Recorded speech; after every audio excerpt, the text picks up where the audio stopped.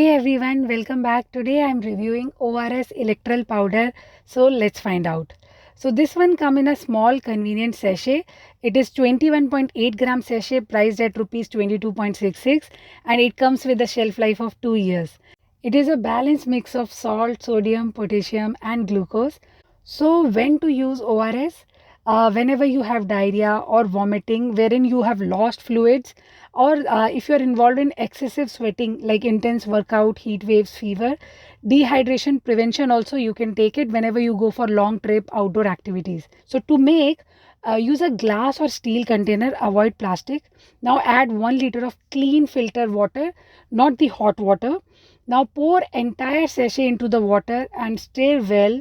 It dissolves instantly and drink the solution in small sip throughout the day. If at all any solution is unused after 24 hours, discard it and prepare a fresh one. So the taste is mildly salty and slightly sweet also due to the salt and glucose. Okay, one point to note here is this sachet is single time used, so you cannot divide the sachet for smaller quantities. So overall it's affordable, effective and easy to use solution for dehydration, and it is one such product which is a must have for every household. So give it a try and subscribe for more. Bye bye.